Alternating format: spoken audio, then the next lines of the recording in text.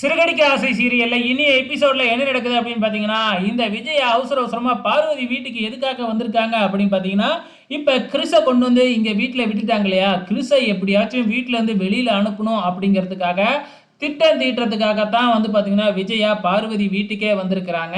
So பின்னாடியே ரோகிணியும் இந்த சிந்தாமணியையும் வர சொல்லி இருக்கிறாங்க. ரோகிணியோட பையன்தான் கிறிஸு அப்படிங்கிறது இன்னும் விஜயாவுக்கு தெரியாது இல்லையா, அதனால தன்னோட திட்டத்துக்கு ரோகிணியும் வந்து பார்த்தீங்கன்னா ஏதாச்சும் உதவுவா அப்படின்னு சொல்லி தான் ரோகிணியையும் இந்த விஜயா கூப்பிட்டு விட்டுருக்கு. ஸோ இப்போ என்ன நடக்குது அப்படின்னு பார்த்தீங்கன்னா, அந்த கிறிஸை வீட்டை விட்டு வெளியில் அனுப்பணும் அப்படின்னு சொன்ன உடனே பார்வதி இதுக்கெல்லாம் நான் வந்து உதவ மாட்டேன் அப்படின்னு சொல்லிட்டு ஏந்திரிச்சு போயிடுறாங்க. அதே டைமில் வந்து இந்த சிந்தாமணி வந்து அந்த கிறிஸுக்கு நீங்கள் சூடு போட்டு விட்ருங்க, அவன் பயந்துக்கிட்டு ஓடிடுவான் வீட்டை விட்டு அப்படிங்கிற மாதிரி திட்டத்தை சொல்ல, நம்ம ரோகிணிக்கு பயங்கரமாக கோபம் வந்து திட்டிவிடுறாங்க. நீங்கள் இப்படிலாம் பண்ணினீங்கன்னா இதெல்லாம் அப்யூஸில் வரும், அதுக்கப்புறம் போலீஸ் வந்து உங்களை தூக்கிட்டு போய் ஜெயிலில் வைப்பாங்க, என்ன இப்படிலாம் ஐடியா கொடுக்குறீங்க அப்படின்னு சிந்தாமணியை பிடிச்சி நம்ம ரோகிணியை திட்டிவிடுறாங்க.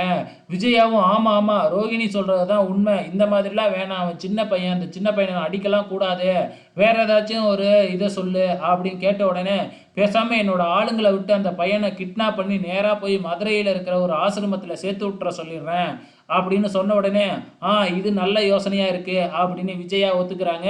இதையும் ரோகிணி தடுத்து பார்க்குறாங்க. ஆனால் வந்து அவங்கெல்லாம் ஒத்துக்கவே இல்லை. அதுக்கப்புறம் ரோகிணியாலையும் எதுவுமே செய்ய முடியல. நைஸாக வெளியில் போய் மீனாவுக்கு ஃபோன் பண்ணி விஷயத்த சொல்லிடுறாங்க. உடனே மீனா இருந்துக்கிட்டு முத்துவுக்கு ஃபோன் பண்ணி நீங்கள் போய் கிறிஸை சீக்கிரமாக ஸ்கூல்லேருந்து கூட்டிகிட்டு வந்துருங்க அப்படின்னு சொல்லிடுறாங்க. ஆனால் அதுக்குள்ளே சிந்தாமணியோட ஆட்களும் நேராக போய் கிறிஸுக்கிட்ட எப்படியோ பேசி மீனா ஆண்டி தான் உன்னை அழைச்சிட்டு வர சொன்னாங்கன்னு சொல்லி இங்கே அழைச்சிட்டு வந்து அந்த அடியாட்கள்கிட்ட மாட்டி விட்டுருது. கிறிஸும் நம்பி ஏறி போய்கிட்டு இருக்கிறாப்புல. கொஞ்ச நேரத்தில் முத்துவும் வந்துடுறாப்புல. முத்து வர்ற வழியில் அந்த காருக்கிட்ட நேராக மோதுற மாதிரி வந்ததுனால அந்த கார் போகாமல் முத்து ஏன்டா இப்படி ஓட்டுறீங்க அப்படின்னு திட்டும் பொழுதே கிறிஸு உள்ளார இருந்து கத்திடுறாப்புல. அதுக்கப்புறம் என்ன, காரை சேஸ் பண்ணி அவங்கள அடித்து சும்மா தோசம் பண்ணிடுறாப்புல நம்ம முத்து. எப்படியாச்சும் தப்பிச்சு ஓடிடலான்னு பார்க்குறாங்க. ஆனால் முத்துக்கிட்ட ஒருத்தன் மாட்டிக்கிறாப்புல. அதுக்கப்புறம் அடித்து கேட்டதுக்கப்புறம் சிந்தாமணி தான் வந்து கடத்த சொன்னாங்க அப்படின்னு உண்மையை ஒத்துக்கிறாங்க. இதுக்கப்புறம் என்ன நடக்க போகுது அப்படிங்கிறத நாளைக்கு பார்க்கலாம்.